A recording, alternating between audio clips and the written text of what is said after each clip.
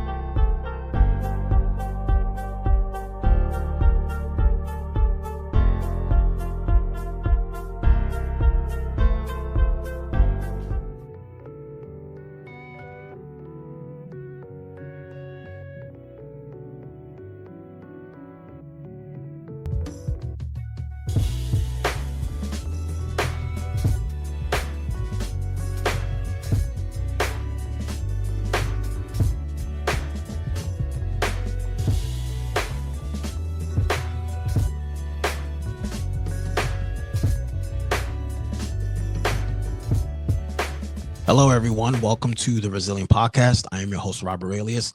Today, we have a special guest as we wrap up Men's Health Month and Men's Mental Health Month. This gentleman goes by the name of Ron Girini. Ron is from Philly, my favorite place to love and my favorite place to hate. I came across Ron a few months ago. He caught my attention because Ron is like a content creator just like me, and he's very good at flying drones.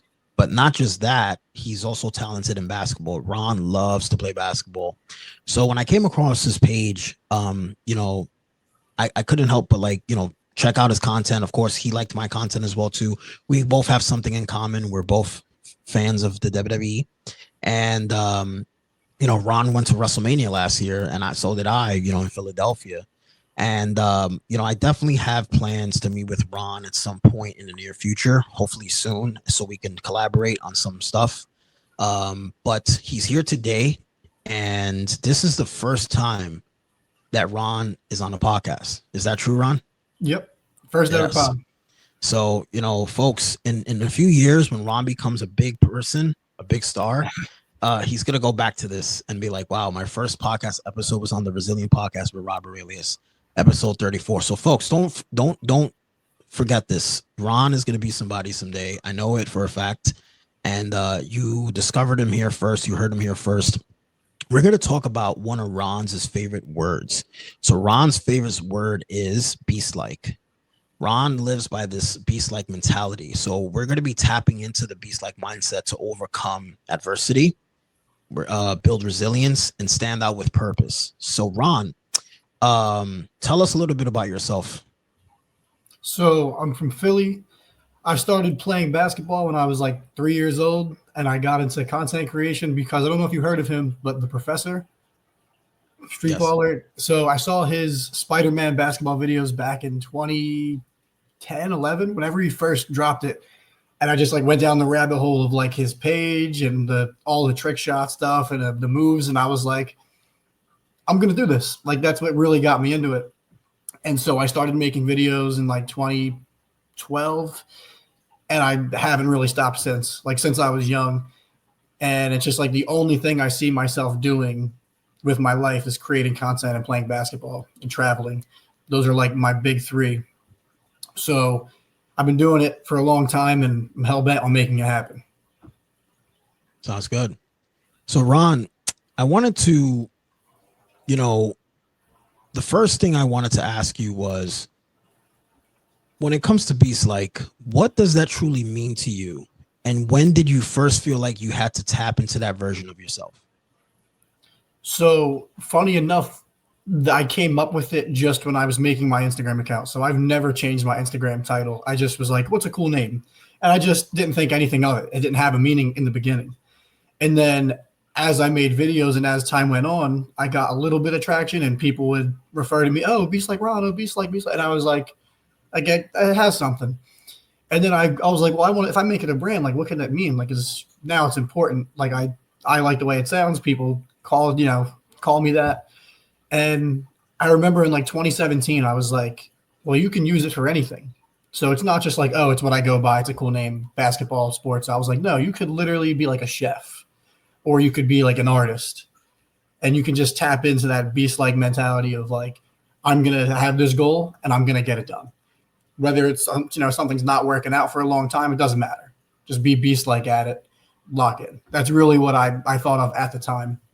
It could be something that has nothing to do with athleticism, or it could be exactly what I do. You could be in the gym or playing a sport, and it's more lean towards that. But you could use it for anything, like even a podcast. Like you can go, I'm going to go 1,000 episodes.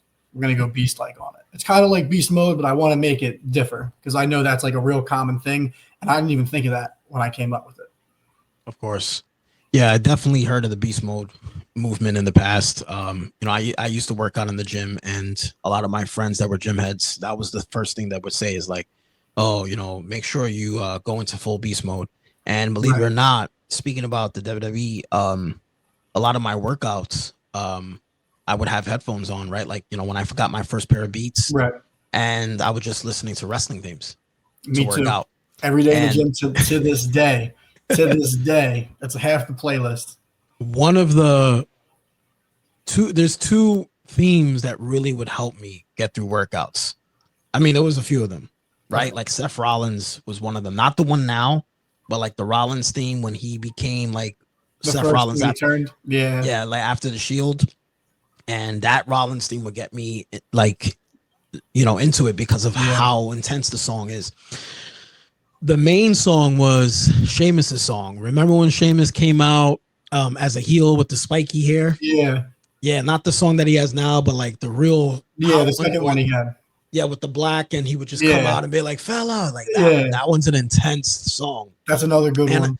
And of course, one of the most popular songs out there that people love working out to is The Game, Triple H. Yeah, I still use it. That's Motorhead. One of my top 5. Motorhead. And it's like, Triple H just, got inducted to the Hall of Fame solo this year, right? You saw that. And I love Triple H. And he was just here in New York City a few days ago. Actually, this past weekend, Triple H was at the Fanatics event. Yep. And, I'm a big fan of Triple H. Never met him. I was a few inches away from him several times. Even when I used to go backstage to WWE shows when my friends that work at WWE would invite me, but I never got the chance to speak to him. Hopefully someday I will. I'm very close with Stephanie McMahon, which is crazy, and Shane McMahon, but I'm not close to Shane, to Triple H at all. But, I've always wanted to tell Triple H, like, your song is so badass. Like it's Motorhead, like, God bless him because, he may his soul rest in peace. But like Motorhead, like, at Lemmy, like that song, man. Excellent. Every time I hear that, time to play the game, like it's crazy, right? I still use it. When he retired, at that WrestleMania in Dallas, and he put his boots in the ring, man, I was emotional. Yeah. And even when DX came out in Brooklyn, that was the first time they had the Hall of Fame in Brooklyn, at the Barclays Center, and DX got inducted, and he came out. It was nostalgia for me, like. DX was my generation growing up, in junior high school, you know what I'm saying? So yeah, that song, like, it's one of the greatest themes of all time. Absolutely. And a lot of people are like, how can you use that song for working out? I was like, just try it one day, just try it, and you'll never turn back. If you're lifting weights, if you're running on the treadmill, like I used to do a lot, just put that song on, and you're gonna see how much you sweat. you imagine yourself in a stadium with 60,000 people, and you're like, I gotta do this, I gotta get this done. Yeah, man. So I mean, shout out to Triple H, man. Triple H is like what he's doing for the WWE right now is amazing. I really do. When Paul Heyman said it last year that the things he's doing for the company, it's amazing. So I'm a Paul Levesque guy as well too. I'm sure Ron is as well. We'll be on the pod one day. Yeah, absolutely. So Ron, my second question to you is, how do you personally tie being beast-like to resilience? So, I mean, a good thing for me in my head is like, I've been doing the videos for a really long time, and I don't want to call them droughts, but there's times where it's just like, I don't think it's working. Like maybe the views aren't there. or the monetization's not coming as fast as I would like. And it's like I was monetized, and then, Instagram changes, then you have to pivot. And there's times where it seems really hard. And I'm thinking, well, I'm not going to stop. I'm not going to change my name. I'm not going to go off and think, it's the only thing that I want to do. It's what I enjoy. So being Beastlike and having the resilience is like, I've been told by a lot of people, whether it was in person, online, like, oh, well, think of a backup plan or do something else. Maybe it's not working. I'm just like, I literally can't. Like, it's embedded in me. Like, I will make it happen. Like, the phrase will mean something. The name will mean something. It'll be what I do. Like, that's it. And whether, you're interested in the same thing or something completely different, you should have the same mindset for your dream and for your goal, because you only live once. And if you're lucky enough to know what you want to do, especially at a young age, go for it, because you don't want to look back and regret it. That's the worst thing you could possibly do ever. I would rather have way less money and struggle a lot chasing the dream than just giving up on it and then looking back like, oh, I really should have gave that a true chance. And I feel like everybody should think that way if they have a goal or if they have a dream job or a dream career, whatever it may be. Sounds good. Ron, I for the most part, I always make references like WWE related to a lot of the things that I apply to my own life. And I've mentioned this in the podcast before, and I mentioned it a lot, like to other people in the past. A few years ago, a very famous person who worked in WWE, who as Edge, but now he goes as Adam Copeland, right? Mm-hmm. One of my favorite wrestlers of all time. When he came back to WWE a few years ago, when he surprised us at the Royal Rumble, that he came out of retirement, I was so happy. Goosebumps. Because I never got the chance to see him wrestle, and I finally did. The first time I ever saw Edge wrestle was at WrestleMania 2021 in Tampa, when he had that match with Roman and Daniel Bryan. It was the main event. Yeah. Edge once said, and this goes to what you were just saying, he said at his Hall of Fame speech, when you decide what to be, go be it. And I'm not sure if you remember that Hall of Fame speech, but if you ever go back, you'll see that he said that. And some people say that's like so basic. When you decide what to be, go be it. And I was like, yeah, but he said that. I was much younger at the time when that happened, and I applied that to my life. And I wanted to start my own company, so I decided to become a businessman, and I went to go be that, which is exactly a businessman. I was always contemplating to start a podcast. I finally gave in and created the podcast last year. So again, that was me deciding to do something and go be it, become a podcaster, So I like that mentality of yours. I like how, you're driven and you sound very motivated with everything that you do. So I wanted to ask you, this is something that you said to me prior to the podcast. This is like when I first reached out to you to invite you to be a guest on the show. And you mentioned about your brand, like the brand itself. So I wanted to ask you, because you mentioned wanting your brand to feel different, not just another motivational slogan, but what makes your Beast-like mindset unique? And how do you want people to actually apply it in real life? The unique part is something, to be completely honest, I'm still trying to figure out myself. I guess that's why it's, still a work in progress. I'm still working on myself. I'm still working on my content. But the way people can apply it, again, it might seem very basic, but it's like people are so like, oh, beast mode, like the old, like that thing, like, oh yeah, just lock in and try. But it's like everyone says that. Everyone maybe tries that a little bit, but people are more talk than do. Most of us, unfortunately, just as like life happens. Like, oh, like one day you're real motivated and you're grinding on something, and then life happens and you take a month off, 2 months off, where you slack. I want to cut that slack part out. And it's okay to, like, I'm not saying overwork yourself or like overdo it, try way too hard and, into the ground, but it's like actually make it happen. Like, I'm looking at it like I can't fail. Like, oh, but you haven't succeeded. You've been doing it for 10 years. So you're technically, no, it's going to happen. It might take me 20 years. It doesn't matter.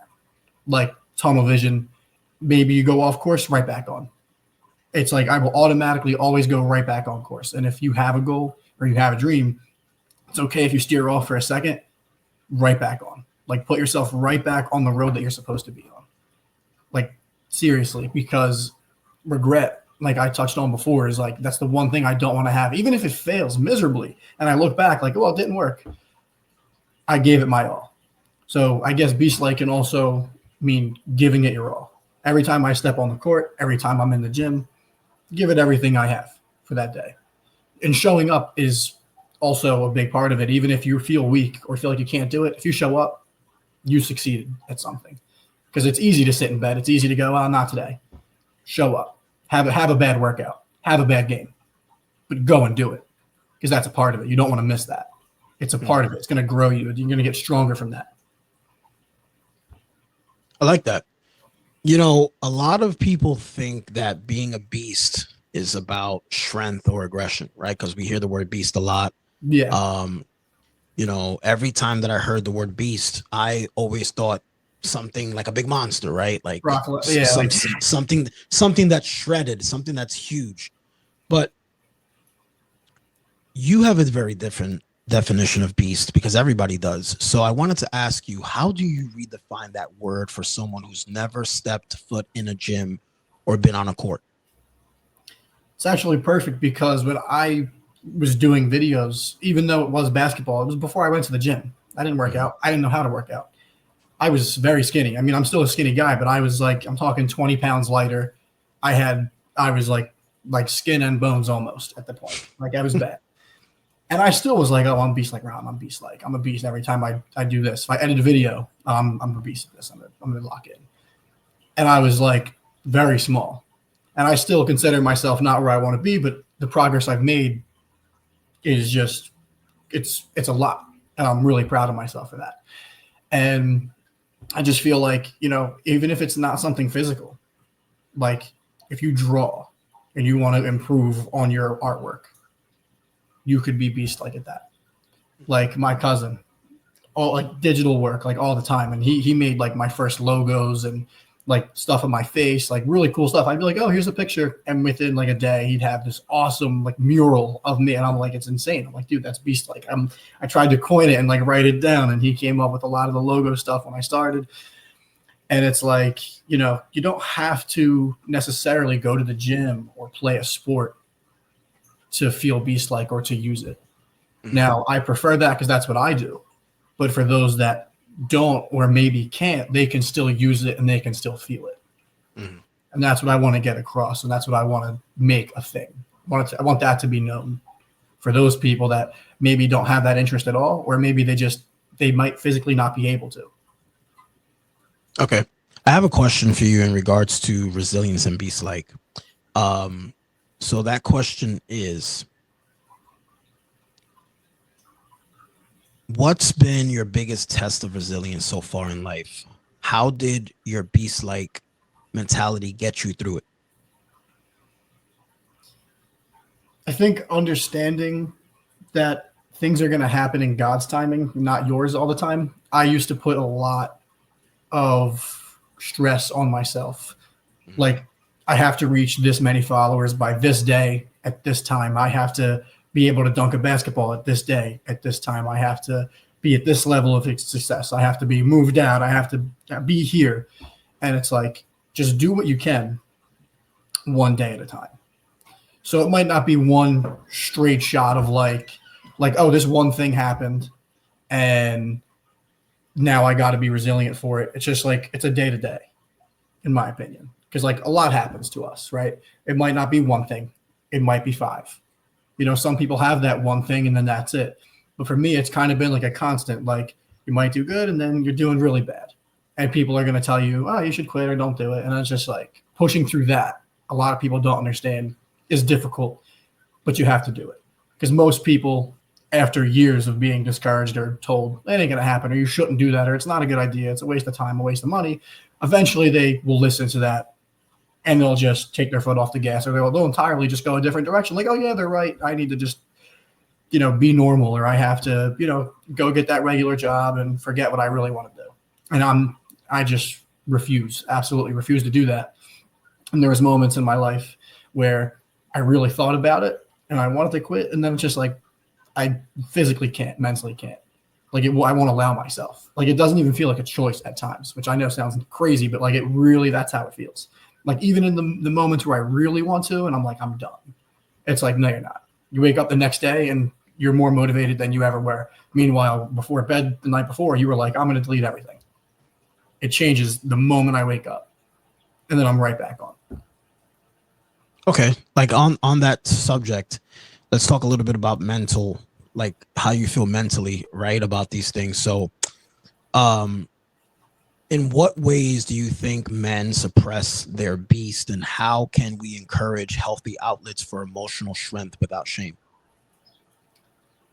So it's a good thing we both like wrestling a lot, because I'm sure you've seen it. It was on a random episode of SmackDown, and it wasn't even during this month, I believe. It was like a month or two ago.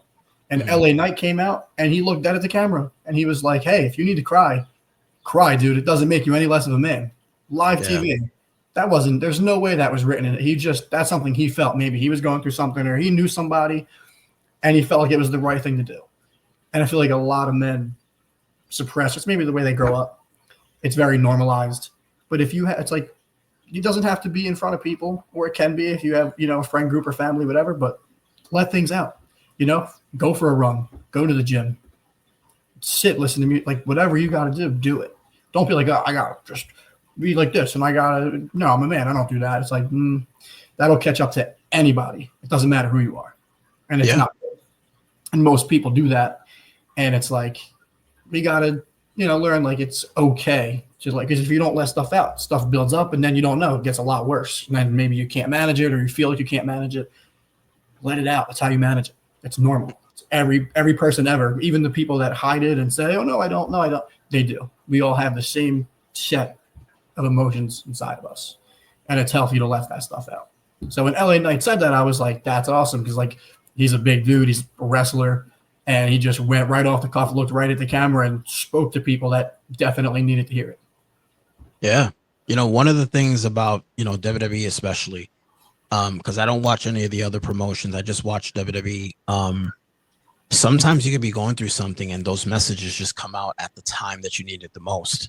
And, that particular episode of SmackDown, I didn't watch it. I was watching the highlights. Okay. But that video went trending because, it was LA Knight, and, it was Men's Mental Health Awareness Month. So I think that video came out last month, if I'm not mistaken, or in the beginning of last month. Actually, no, I think it was before WrestleMania that video came out, actually. Yeah, so it was a little bit around like March or something. But yeah, like you said, it's possible that LA Knight was going through something, and he just came out and said that. And I remember reading online that it was something that he just said, like, look, I need the mic for a bit, right? Before I come out, I'm going to need the mic. And they said, sure, go ahead. And, the fact that they could trust somebody like him, because they know how over he is on the mic, how good he is at on the mic, right? They allowed the, Triple H and all the guys in the back, they were like, all right, man, like, before you say whatever it is that you have to say, go ahead, do what you have to do. And he had those few seconds to say that, right? Because it wasn't a long speech or anything. It was just something that he said right away. Quick. But it really, really touched me. And I smiled when I saw that video, because I said to myself, that's usually what I tell people. When this whole thing happened with the beginning of the podcast, and a lot of people were like criticizing me, because of course I had those people that are like, hey man, I'm here for you. If you want to grab a drink sometime, if even if you don't want to drink, because there was people like, hey man, don't drink during this time because it's going to make it worse. But I had those people like, dude, let's go to the gym. Or if you want to go somewhere fun, you want to have a healthy meal, or you want to go do some great activity, you want to go to a WWE show, let's go to do a WWE show. That's literally what people were saying to me, right? I also had those people that were like negative, like, listen, man, it's not the end of the world. Chill out, relax. It's not that serious. Don't let this girl take over. I remember, writing stuff on social media, and sometimes it was even my own family. This is not who you are. Stop talking like that. You're better than that. And, sometimes it's just people like trying to motivate you, but sometimes it's people just making it worse, and they don't know if it's sometimes it's unsolicited advice, right? And they don't know if they I feel like they want to come from a good place, but they do a terrible job at it. So, good thing that I have my therapist and I had some small circle of friends, but this is what my therapist said to me, similar to what LNA said. Don't listen to anybody right now. That's what my therapist said. She said, I'm not even telling you to listen to me. And I was like, well, how can I not listen to you? You're my therapist. She goes, well, what I want you to know, and not only did she say this, but a friend of mine said this, a very good close friend of mine. Her name is Stephanie, and I've mentioned her on this podcast several times. They both said to me, feel what you need to feel. Because I was like, oh, I'm going to give this like a few months or a year, and they're like, Rob, hold on. Don't give yourself a timeline to get over this girl. Take as much time as you need, even though a lot of people are disagreeing, like, no. So if it's going to take 5 years, you're going to let 5 years go by. And I was like, whatever it takes, and guess what, Ron, because I listened to myself and because I allowed myself to feel what I need to feel today, June of 2025, it's been a year and 2 months since my breakup. I don't feel as destroyed as I did last year. And that's because I took my time with it, not because friends were telling me, oh, you guys just broke up last month. By next month, that's it. You're done. You moved on. You found somebody else. There was people that were asking me to start dating right away. They were like, oh, dude, don't worry about it. Go on speed dating. Go do this. Go do that. And I'm like, dude, I was supposed to propose to this girl in November. When November came, I got the most criticism because there was so many people like, are you serious? You really posted a picture of you having a shot of Terramana, giving a toast to your ex? I'm like, yeah, because it was her birthday as well. And they were like, yeah, but why? I'm like, because I created the Resilience Tribune. And I was like, why? I'm like, because instead of crying my eyes out on her birthday, I chose to do something positive with that. So I launched a platform for people to write stories, to journal, because there's so many people out there that want to write and want to publicize, they want to showcase like what they write. And sometimes they pitch it to outlets that don't even share their story. So the reason why I created the resilienctribune.com, and now that we're on that subject, for those that want to, if you want to read our stories, it'll be right here on the bottom, resilienctribune.com. Every month, someone gets to share their story. And Ron, I'm not sure if you're into writing at all. I wasn't into writing until my breakup. I started writing like a poet now. So one day, if you want to share your story about resilience, feel free. You know what I'm saying? You can share it with me and it'll be shared on the Resilience Tribune platform. So we started the Resilience Tribune in November. The first story came out of January of this year, and it's now June. It's going to be July. We just had a story featured a few weeks ago from a gentleman named Carmelo, and his story was great. I wrote a love letter to myself last month for my birthday. I turned 39, and I had someone who wanted to share their story, and I was like, you know what? I was like, I don't want to sound selfish, but I think that I should be the person that writes a story. And this is not my first story. This is probably like my second or third publication for the Resilience Tribune. But I was like, let me be the person that writes the story this month, because it is May. It is the month that I was born. It is mental health awareness month. And I feel like the letter that I wrote to myself had a lot of significance to it, So Ron, if you ever decide that you want to share a story, your story will be the story of the month. And it will be available on that website for people to share. And I encourage others as well, too. So back to the point, like, if I listen to people tell me how to handle my breakup and what I should do best, because at the end of the day, you can listen to as much advice as you want, but it always comes down to your decision at the end of the day. Yeah. You could have 100 people saying don't do it, and you could have 100 people saying do it. But it's always going to come down to what Ron wants to do. Not what mom told me, not what dad told me. I mean, we may take pieces of it and make a decision, but ultimately we want to make sure that what we do is what we think is best. So I said to myself, look, you're going to let this just go on, right? Like, you're just going to let this organically do what it needs to do. So be prepared. You might have some mental breakdowns. You might want to commit suicide again, or you actually might heal. And I'm proud of myself because I've been able to actually heal slowly. But it's been a healing journey where there's days that I wake up and I'm mad at the world. There's days that I wake up and I'm even mad at my ex-girlfriend. Like, how could you, turn your back on a guy that did so good by your side? But then there's days that I wake up and I'm like, look, man, she did the best that she could. She needed some healing herself. Maybe she got this job that she wanted because when we broke up, she was saying that this job was going to change her, that this job was going to make her become someone who she never thought she would be.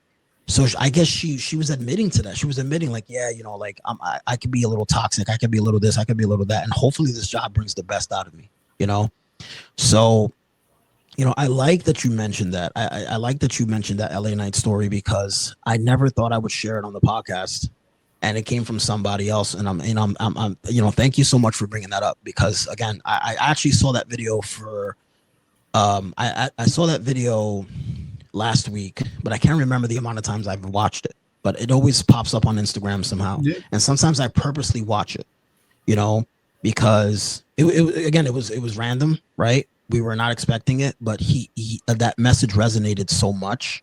And that's the thing about WWE, that sometimes these guys grab microphones and they say something and you could be going through something and it hits you in the feels. Like he said, it literally hits you in the feels, So my next question to you is, you're 22 years old, right? Yep. You're just getting started with everything that you're doing, literally, because I'm 39, you're 22. And before we got on this podcast, I remember saying to you something like, Ron, just live your life, don't let anybody dictate your life. You are the author of your pen, right. The author of your story. Sorry. You're the one with the pen. And make sure you write with a pen, because if you have a pencil, you have to erase a lot of stuff. You don't want to erase anything. So just keep writing with that pen. Don't let anybody dictate your story. Do what you believe is best. Take care of yourself first before you can take care of others.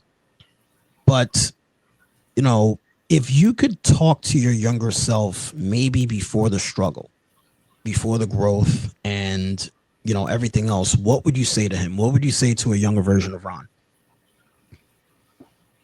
I would probably say something along the lines of work a little harder, or because I already know that because I didn't quit, I'm still going. So, I could say that. I could say, hey, keep going. People are going to say this and that to you. Keep going. But that already happened. So I would say work a little harder on it. Do a little bit more digging on things that you might not think you need to do. And I think I started for the right reason. I started out of passion. I didn't care about money. I didn't care about making it a job in the beginning or anything like that at all. I just loved cameras. I loved videos. I loved basketball, loved wrestling. And I was like, I'm going to go do that. It could make me no money at all. I want to do that. And then I also want to travel. And then as you get older, you go, okay, well, I got to make some money. And I want to do this. And I want to travel. And that's going to cost this and that. But if I could just look at my younger self, I would say, no matter what, as long as you enjoy doing it, do it. Whether it's this, whether it's something else, say you change your mind. If you're happy doing it, do whatever that is, no matter what anybody else has to say. Whatever that is, do it and continue to do it until you're no longer happy. Do it for as long as humanly possible, because you never know what could happen. You stop, then you'll never know. So just keep going. If there was 2 words I could, put it down to, it'd just be keep going. Yeah, I used to have a business partner. His name is J.R. Rockefeller, and I mentioned him before in the past. His favorite quote was, keep going no matter what. And, speaking about quotes and, relatively to WWE again, I've mentioned this a few times on the podcast. It's a quote that stuck with me for a long time. And this is the reason why I want to, make sure that I get to talk to John Cena before he retires. And, I asked you, who was your favorite wrestler? And you told me it was John Cena. And we both know that this is his last year in competition. Cena's hanging it up. The last time is now, as he says. And Ron, you mentioned the word passion. And you was probably super, super young when this happened. But a few years ago, John Cena said something on a WWE show. It wasn't even on TV. It was just like one of those video packages with a promo in the background. And he only said it one time and he never said it again. And I've mentioned this several times because it keeps popping up because I guess it's just the universe. John Cena once said, passion is life. Without much passion, there isn't much life. And I never heard it ever again. I heard it that one time. Dude, I went on YouTube. You was young. You're like when he said this, like this is like I saw the video research. Yeah, but this is like wow, like early, like mid 2000s, probably a little earlier than that. You know, like Batista was still wrestling and Jack Swagger was still there, and you know, stuff like Dolph Ziggler was still there, you know, when that happened. You know, there was no TKO at the time. Nope. And like I said, people were like, well, did you ever find it again? I was like, no, like you would think you would find this on YouTube. And I was like, but are you sure it was John Cena? I was like, dude, I was watching like the Monday Night Raw and I don't know what I was doing. I had my head down. I was probably looking at something, probably scrolling on my phone. And I heard it on the TV. And when I looked up, the video package was over. And it was John Cena. We all know what John Cena sounds like, you know what I'm saying? And I was like, it's crazy. And I don't even know if John Cena himself remembers saying that. But if I get the opportunity to speak with him, I want to tell him that. I want to tell him, you know, John, a long time ago, you said passion is life. Without much passion, there isn't much life. And you never said that again, and it stuck with me ever since. And that's the thing about me. I'm a very passionate person. I believe in passion. You know, people say, you know, why do you do it? Like, why do you go out there and do the things you do? Why are you so kind? Why do you care about others? Why do you, you know, help people with things? Why do you like to help people start businesses? And I was like, because I'm passionate, you know, and there's a lot of people out there, dream chasers that believe that they can make it, you know, believe in themselves. And why not encourage them? Why not uplift them? You know what I'm saying? I mean, part of the reason why I connected with you is because I see that you're talented. And I said to myself, if there's anything that I can do to help this guy achieve his ultimate goal, whatever that is, I want to be one of those people that helps him out. Not for him to give me the credit later on, or not for him to give me $1 million one day and be like, hey man, I saved $1 million for you, you know, but just to be like, hey, you know, when I was out there and I was doing what I needed to do, I had only a handful of people that helped me out. And one of those people was Rob, you know what I'm saying? I've remembered those that have helped me in my journey. You know what I'm saying? One of them is my business partner, Matty Rock. You know, we just celebrated 12 years of ARCG Media this month. And Matty, if it wasn't for him, I wouldn't be where I am today. So I'm always thankful for him. And, you know, one thing we need to do in life, Ron, is always remember those that were there for us, you know, whether it's a friend, whether it's family, whether it's a significant other, or just a stranger, you know. But I've had more strangers in my life push me to want to be better than those that are actually close to me, which is crazy. You know what I'm saying? And I believe in that strongly when they say like, hey, there's somewhere out there, there's a stranger out there that is rooting for you and you don't even know who they are, you know? And that's just the way it is. So I have a few more questions to ask you before we wrap up this episode. So my next question to you is, there are people listening right now who are going through it. They're listening to this episode and, you know, maybe they're broke, maybe they're lost, heartbroken, of course, feeling stuck. So, Ron, I wanted to ask you, what's your message to someone who's going through the exact things you fought through yourself?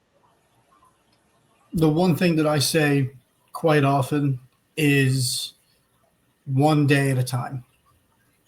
And I know it's very simple, but it's true.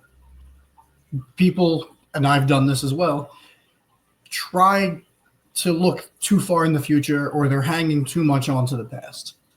And all we have right now is today. We don't know what tomorrow brings yet. You could be going through the worst time in your life. Get through the day. Oh, tomorrow, but like I'm going through this. How am I going to deal with? I have this thing next week. It ain't here yet. You don't. Tomorrow's not even here yet, and you're worried about next week. Worry about right now. Don't even worry, but just deal with right now. One day at a time. Take a deep breath. One day at a time. As hard as things may be, it matters. I was going to say it doesn't matter. It does matter. It matters to you personally, whatever it is that you're going through. But just take it one day at a time. And the next day, do the same thing. And so on and so forth. Don't try to, if you're going through something, you're going to add more stress looking to next week or to next month. You don't need to do that to yourself. I've done it. I still do it sometimes. I need to practice what I preach more. I can sit here and say it. I still do it. Oh, but next week. Oh, but tomorrow all I got right now is all I could do.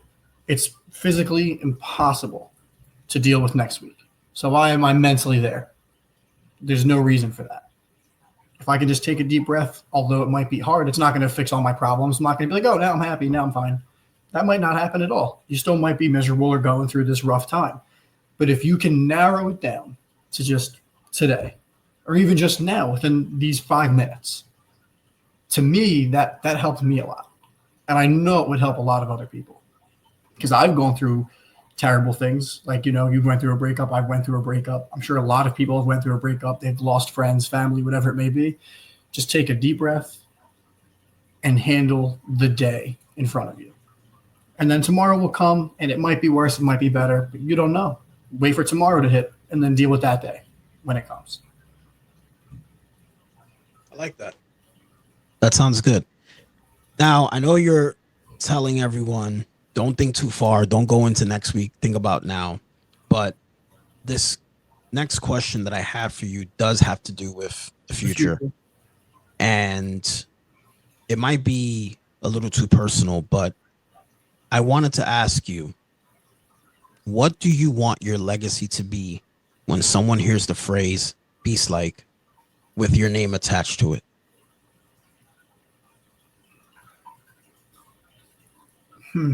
There's a few answers in mind. The one that immediately just jumps at me is he didn't quit. He did thousands and thousands of hours for seemingly nothing. Well, not for nothing, but if you're not monetized and you're not getting a return on your investment, if you're making like films, art, whatever it may be, and you're just doing it for the passion, for the love of it, because a lot of people, they'll grind in the dark. And then they might have that come up and people are like, oh, overnight success, or, oh, he just popped off. It's like, you don't know what they did for years before that. You have no idea. Some people have the overnight success thing and good for them.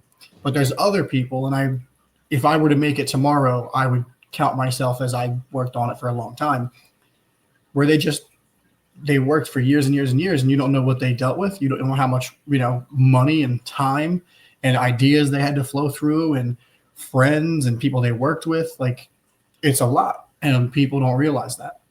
So if people hear the word Beastlike,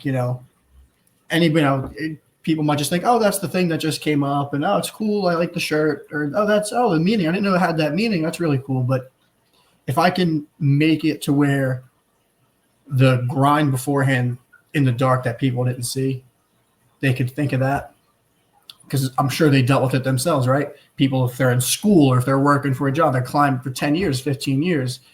I would like that to be a part of it. That time that people don't see you'd work on, that's always there. Those days where, you don't want to do it, you still did it. Nobody saw you do it. You're doing it for you. Now, for me, I upload a lot. So the good thing is if I'm fortunate enough to make it where I want to go, which I will, I have that back catalog. So they could be like, oh, overnight, I gotta go look at the page. You can scroll down for 2 days and you won't hit the bottom. I was doing that for 9 likes. I tried for 15 hours jumping off this platform, putting the ball through my legs, trying to throw it over the fence for 9 likes. And I loved it. And the one person that commented is why I went back the next day, for that one person. So when you see the term Beastlike, it's like really just resilience, which I like because that's the name of the podcast. Resilience, and he didn't quit. You don't have to give up. Keep going. Power through. Whatever it is that you need, whatever it is that you want, you're going to get it. I like that. I really do. And, I have one more question to ask you before we go. Ron, I had a very good conversation with you today. I appreciate your time. Likewise. Appreciate having me and on. like I said, like in a few years, Ron's going to be somewhere, I don't know where, because again, Ron's not trying to think about next week. He's thinking about what he can do now. But we don't know where we're going to be a month from now, a year from now, 2 years from now, 5 years from now. Hopefully 5 years from now, wherever you are in life, like I said, you can remember this episode and be like, this is where it all started for me. I started doing things on YouTube, social media. First podcast was with this person, and this is what we spoke about. We spoke about the term Beastlike. But, I created this podcast to get people to share their story and to pretty much have a platform where people can, find out who they are. So, Ron, where can people connect with you on like social media? Beastlike Ron on every platform. No underscores, no dots, no space. Beastlike Ron, straightforward on everything. All right, so right here on the side, you guys are going to see that it says Beastlike Ron on Instagram. What are your platforms? TikTok, Snapchat, YouTube. I don't post on X, but I have one. So if I ever hop on there, same thing. It's Beastlike Ron. Those are the big ones right there. There you go. One day, who knows? But it's always going to be Beastlike Ron. I'm not going to shy away from that. Yeah. So Ron, I wish you the very best in everything that you do. Stay true to yourself. Like you said, keep going no matter what. Be passionate about everything that you do. Do right for yourself. Do right by others. Take care of yourself, your family, those that you love, those that matter to you. Take care of them. I see that you have a content buddy that you're always shooting with. Make sure that you do right by him. Make sure he's doing right by you. And, just spread love. You know what I'm saying? Life is too short. There's a lot of stuff going on. You know what's going on right now in the world. Yeah. You know what I'm saying? It's insane. This year's been up to such a crazy funk. Planes falling everywhere. You had a plane that crashed not too long ago nearby your house. Yeah, two blocks where I go to the gym. And I just so happened to be at my other job, and I'm not there on that day. It was a Friday. And I was like, a part of me was like, I wish I was closer. And I know that sounds like nuts, but it's like, I don't know. Like you grew up in New York your whole life, like September 11th. Like a lot of people, like I remember Casey Neistat, although it's such a terrible, tragic day, like, oh my gosh, like you would want to be millions of miles away from that. Mm-hmm. He brought it up numerous times on his page. I wouldn't want to be anywhere else when something happens to my city or where I live. I want to be with the people I love, the people in my community. And I felt that a little bit because that's like, I'm always around there. And it's like, you contacting people, making sure everybody's good. I used to work at that Dunkin' Donuts right where it happened in front of. I worked there for a little bit. So it was like personal. I was like, wow, that's it's crazy. Yeah, when things like that happen, even if it didn't happen to us, it didn't affect us in any way. I always say to people, somebody lost their life. We just heard about that plane crash that happened, that plane that was supposed to go to India or something, or left India, 200 something people. That helicopter that recently crashed in the water, not too far from one of my offices here in New York, with that family that just landed. So it's like, they made it safe to New York just to get on a helicopter to lose their life. Yeah. And these people in Philly, this helicopter and plane collision that happened in the DC area. All these things happen. And you mentioned 9/11, and it's crazy because I was thinking, 9/11 was something I was talking about earlier with someone because we were talking about, all this stuff that's been happening. And at the end of the day, it's like you have to be thankful and grateful for everything. Sometimes I hear people complain, and sometimes even when I have thought about, wow, life is really hard for me. When I was in Vegas at WrestleMania this year, I was thinking a lot about like, okay, it's a year later, WrestleMania 40, I was down. WrestleMania 41, I'm still down, even though I'm here having the time of my life in Vegas.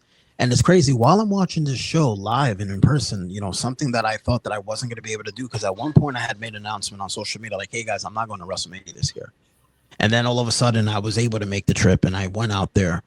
And while I'm still watching, John Cena's last WrestleMania, watching, some people's first WrestleMania, this year, and how good of the show it was, I was thinking about my personal life. But at the end of the day, I just kept looking around the stadium and I kept saying to myself, like, man, look at all these people. A lot of these people are probably going through it just like me. But we're here. This is an escape from reality just for a bit. I was with my friend Justin, who was also escaping reality.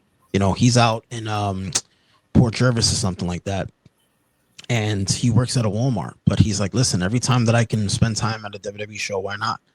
And, when they announced WrestleMania for Vegas next year, he reached out to me. He goes, we're doing it one more time. And I said, I guess we're going to have to do it one more time, But, and when I was out there, like, I kept thinking to myself, like, dude, like, I got to go back home at some point, but I'm having a time of my life right now. Enjoying this scenery, enjoying this beauty, enjoying this great weather. And, life is short. Life is too short. And yes, it's completely valid to feel sad. It's completely valid to feel pain. I'm not going to tell people to listen to people like Andrew Tate, who says that if you're sad, you're a coward. If you're depressed, you're a loser. Like, no, that's not true. That's not true. And for somebody like him to say something like that, a guy who has been so successful at what he does, even though some of the things he's done are not the best, he's scammed his way through a lot of stuff. But just in reality, like, he was a guy who was able to reach some type of success. Same thing with our president. Like, how can you reach such a great level of success where you're so big, your platform is so huge, way bigger than my platform or your platform, whatever it be, but you choose to say negative things to incite people to do negative things, And part of the reason why we're going through all this stuff right now, all this division, all this hate, is because a lot of these people with these big platforms, they just go on and just say the most negative things.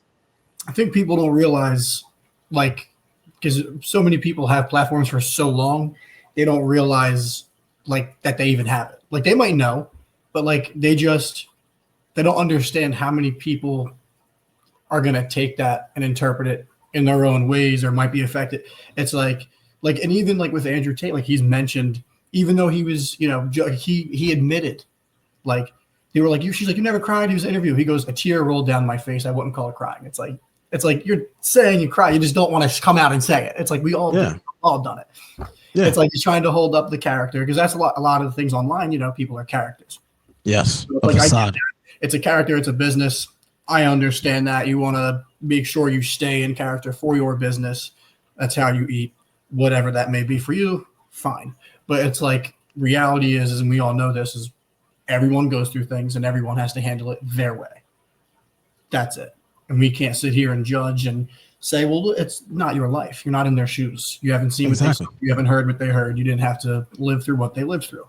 Whether they have money or they don't have money, or they came from this or came from that, we're all the same internally. It's like, of course, we're all human. At the end of the day, we're all human, and human beings are not perfect. There's a reason why emotions exist. There's a reason why tears come out of our eyes. It's either happy tears or tears of joy, or tears of sadness, but the eyes need to be cleansed out from time to time. You know what I'm saying? Grieving is an emotion. We go through it. Sometimes we grieve deaths. We grieve, dead, relationships that ended, friendships, and it's okay. It's okay. And I'm never going to allow someone to tell me different. I'm never going to allow to sit there and I grew up, because I'm a man, because I was always a male my whole entire life. I grew up in a very tough environment where even the women in my life were telling me, do not cry, do not shed a tear. If you shed a tear, you're a wuss, you're a coward, you're a punk.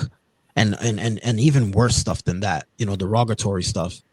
And I'm like terrified as a kid to even show my emotions. And Ron, for the when I was your age, I had a chip on my shoulder.